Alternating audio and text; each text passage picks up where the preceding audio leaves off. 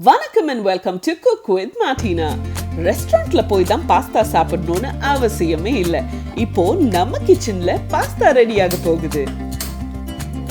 ஒரு பேன்ல 1 லிட்டர் தண்ணியை ஆட் பண்ணி பாயில் ஆகுற வரைக்கும் நம்ம வெயிட் பண்ண போறோம்.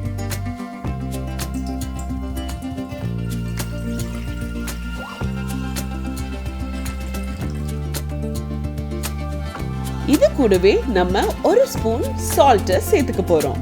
தண்ணி நல்லா கொதிக்க ஆரம்பிச்ச உடனே நான் ஒரு 1/2 கிலோ பாஸ்தா சேர்க்கிறேங்க. அது கூடவே 1 டேபிள் ஸ்பூன் ஆயில். இந்த ஆயில் ஏன் சேர்க்கிறேன் அப்படின்னு பாத்தீங்கன்னா அப்போதான் பாஸ்தா ஒண்ணுக்கு ஒண்ணு ஒட்டாம இருக்கும். ஒரு 7 to 8 நிமிஷம் நம்ம பாயில் ஆக விடலாம்.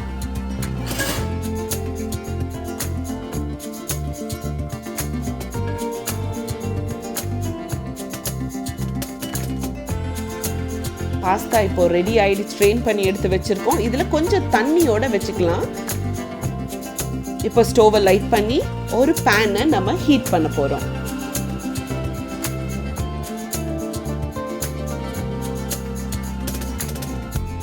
நல்லா சூடு ஆயிருச்சு. இப்போ 1 ஸ்பூன் பட்டர் இதை தான் சேர்த்திருக்கோம். ஒரு 5 to 6 பல் பூண்டு நல்லா சின்ன சின்னதா வெட்டி வச்சுக்கோங்க. ஏன்னா நெக்ஸ்ட் அதுதான் நம்ம ஆட் பண்ண போறோம்.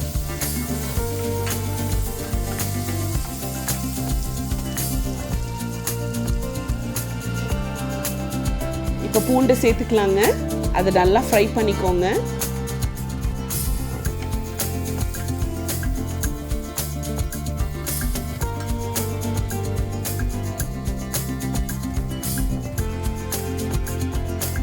ஒரு மீடியம் சைஸ்டு வெங்காயம் அதை எடுத்து நான் சின்ன சின்னதாக கட் பண்ணி அதையும் நான் இப்போ ஆட் பண்ணியிருக்கேன்.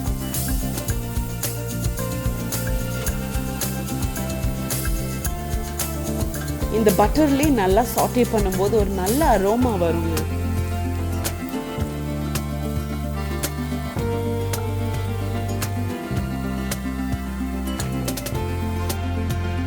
பெப்பர் 1 ஸ்பூன், ஆரிகானோ 1 ஸ்பூன்,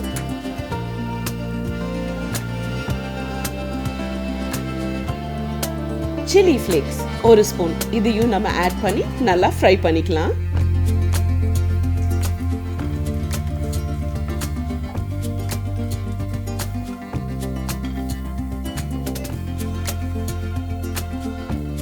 நல்லா ஃப்ரை ஆன உடனே நம்ம சிக்கன் ஆட் பண்ண போறோம்.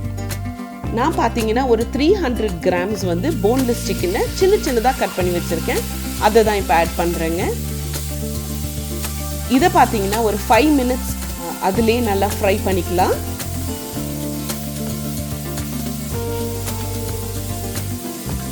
எந்த தண்ணி எதுவுமே நீங்கள் ஊற்ற வேண்டாம். இப்போ மஷ்ரூம்ஸ் ஆட் பண்ணியிருக்கேன்.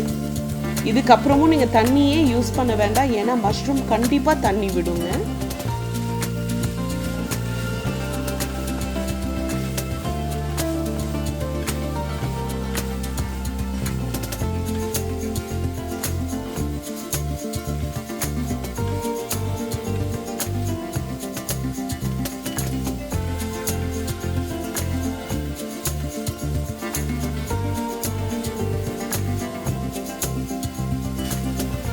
கொஞ்சமாக சால்ட் இப்போ சேர்த்திக்கலாம். இந்த டிஷ்ஷோட மெயின் இன்க்ரீடியன்ட் பார்த்தீங்கன்னா இந்த ஃப்ரெஷ் க்ரீம் தான்.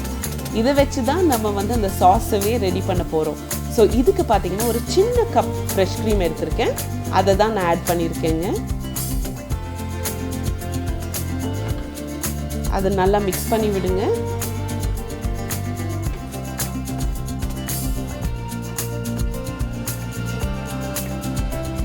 கொஞ்சம் நல்லா திக் ஆகும். இந்த சாஸ் வந்து திக் ஆகும்போது நம்ம பாஸ்தாவை சேர்த்துக்க போறோம்.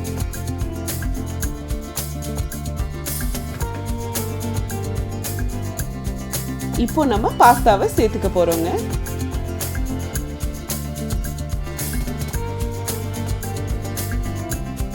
நான் வந்து பெனே பாஸ்தா யூஸ் பண்ணியிருக்கேன்.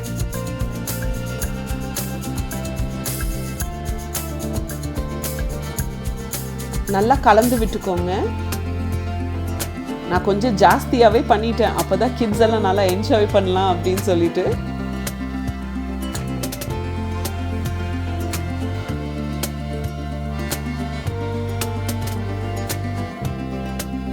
ஆல்மோஸ்ட் ரெடிங்க.